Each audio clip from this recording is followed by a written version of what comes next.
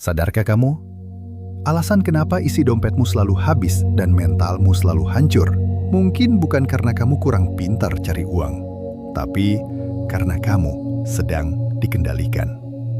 Jika kamu terus merasa bersalah saat menolak permintaan orang lain, berhati-hatilah. Di video ini, kita akan membongkar 9 tanda licik kamu sedang dimanipulasi tanpa sadar. Dan bagaimana secara diam-diam, manipulasi psikologis ini sedang merampok masa depan finansialmu. Tonton sampai habis, karena tanda nomor 5 dan 9 adalah alasan utama kenapa banyak orang baik berakhir bangkrut. Selamat datang kembali. Mari kita bicara tentang realitas yang jarang dibahas. Tidak semua orang yang datang ke dalam hidupmu membawa niat baik. Di dunia ini, ada orang yang tersenyum padamu, tapi di dalam kepalanya, ia sedang menghitung seberapa besar keuntungan yang bisa ia ambil darimu. Ada yang terlihat sangat peduli, selalu menanyakan kabarmu, tapi sebenarnya ia sedang memasang jaring untuk mengendalikanmu. Inilah fakta kelamnya. Manipulasi itu jarang terasa kasar.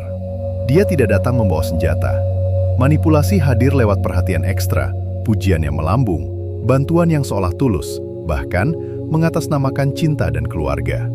Semuanya tampak sangat wajar, sampai suatu hari kamu sadar bahwa kamu terus-terusan mengalah, terus merasa bersalah, dan perlahan kehilangan identitas dirimu sendiri. Dalam perspektif semesta finansial, manipulasi emosional ini adalah bentuk kekerasan finansial yang tidak kasat mata. Jika kamu sering merasa lelah secara emosional setelah berinteraksi dengan seseorang, dan anehnya, uangmu selalu ikut tersedot ke arah mereka, itu berarti ada sistem yang rusak di sana. Mari kita bedah 9 tanda licik bahwa kamu sedang dimanipulasi. Dan bagaimana dampaknya menghancurkan pondasi finansialmu. Tanda pertama, mereka membuatmu merasa bersalah saat kamu mencoba menjaga batas. Setiap kali kamu berkata tidak, kamu langsung dicap sebagai orang yang egois. Saat kamu memilih untuk istirahat, kamu dibilang tidak peduli. Padahal, kamu hanya sedang melindungi dirimu sendiri. Dalam keuangan pribadi, menjaga batas artinya adalah memiliki budget, memiliki dana darurat, dan tahu kapan harus berhenti mengeluarkan uang untuk orang lain.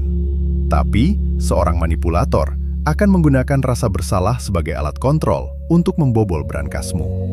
Contoh sederhananya, ada kerabat yang meminjam uang untuk kesekian kalinya.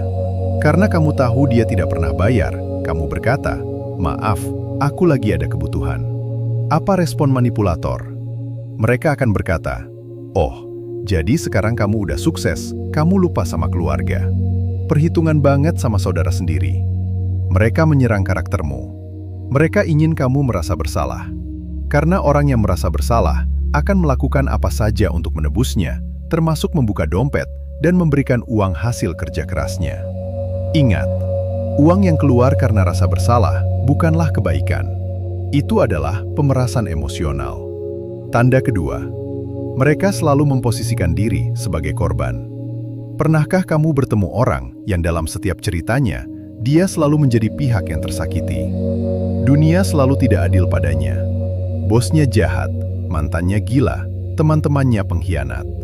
Dan entah bagaimana caranya, di akhir cerita, kamu dibuat merasa bertanggung jawab untuk memperbaiki hidup mereka. Dalam realitas finansial, ini adalah jebakan yang sangat berbahaya. Manipulator jenis ini akan menceritakan betapa sulitnya hidup mereka. Memancing empatimu.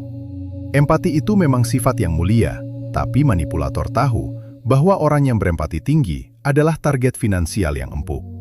Jika kamu terus merasa wajib menyelamatkan seseorang secara finansial, membayarkan hutang-hutangnya, sementara orang itu sendiri tidak mau berubah. Sadarlah, kamu sedang diperalat. Kamu bukan sedang menjadi pahlawan. Kamu sedang menjadi ATM berjalan untuk seseorang yang menggunakan air mata sebagai pinnya. Tanda ketiga, mereka membuatmu meragukan dirimu sendiri. Kamu terlalu sensitif. Itu cuma perasaanmu aja, lebay. Kamu salah ingat. Ini adalah teknik psikologis mematikan yang disebut gaslighting. Mereka memutarbalikkan fakta secara konsisten sampai kamu mempertanyakan kewarasan dan realitasmu sendiri. Ketika kepercayaan dirimu goyah, kamu menjadi sangat mudah dikendalikan. Bagaimana gaslighting bekerja dalam urusan uang?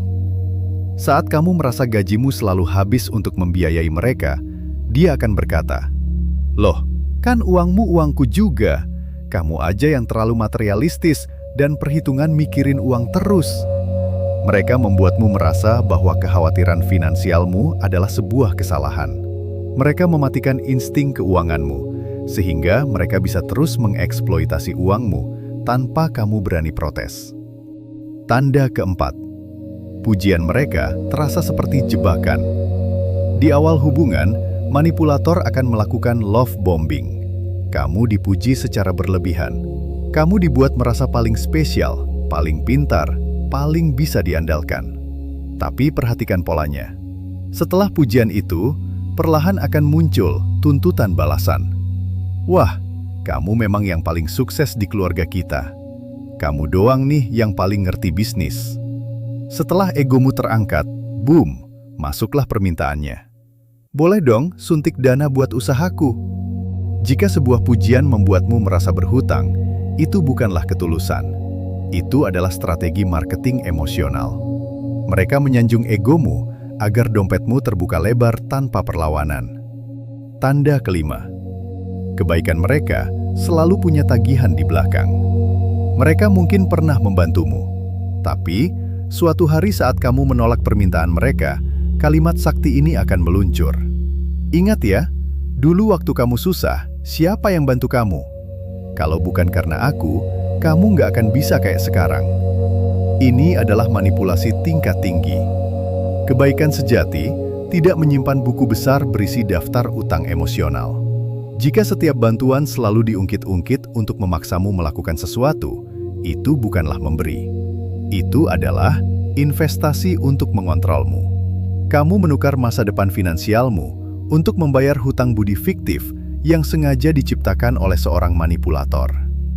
Tanda keenam, sikap mereka berubah-ubah secara drastis. Hari ini hangat dan penuh cinta. Besoknya, tiba-tiba dingin, mendiamkanmu, dan menjauh tanpa alasan. Pola ini sengaja dilakukan untuk membuatmu cemas, bingung, dan terus berusaha keras menyenangkan mereka agar kembali hangat. Untuk mengembalikan kehangatan mereka, apa yang biasanya manusia lakukan?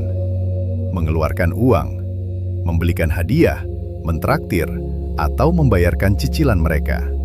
Inilah cara manipulasi menciptakan ketergantungan emosional yang berujung pada pendarahan finansial.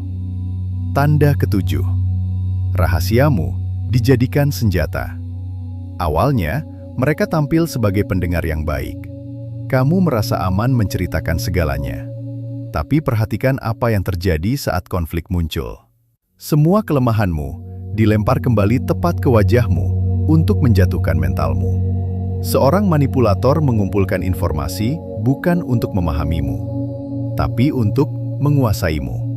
Mereka menggunakan rahasiamu sebagai ancaman halus agar kamu menyerah dan menuruti kemauan finansial mereka. Tanda kedelapan, mereka membuatmu takut kehilangan mereka.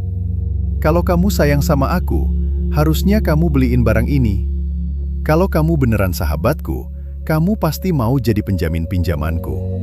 Kalimat-kalimat itu bukanlah ekspresi cinta. Itu adalah bentuk kontrol absolut. Cinta sejati tidak memaksa. Cinta sejati tidak mengancam kehilangan sebagai alat tekanan. Jika seseorang mengancam akan pergi hanya karena kamu tidak mau memberikan uangmu, biarkan mereka pergi.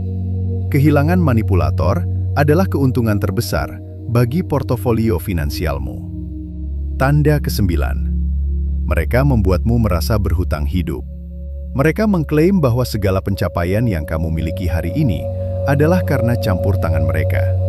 Seolah tanpa mereka, kamu tidak akan pernah berhasil. Dengarkan ini baik-baik.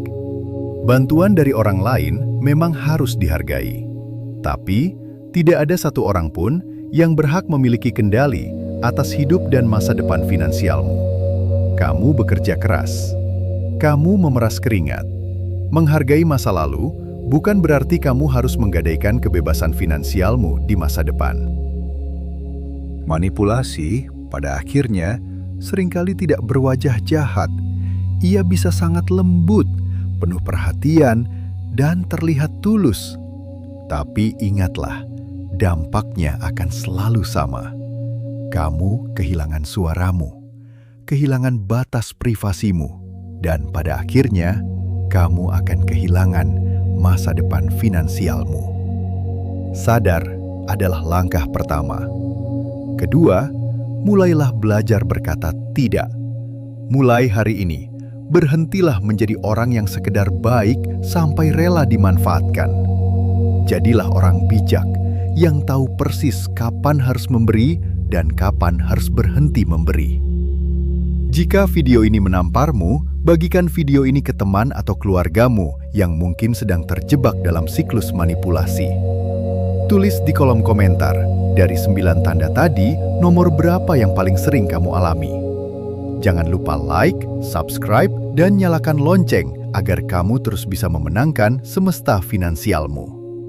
Terima kasih sudah menonton. Tetap waras, tetap pegang kendali. Sampai jumpa.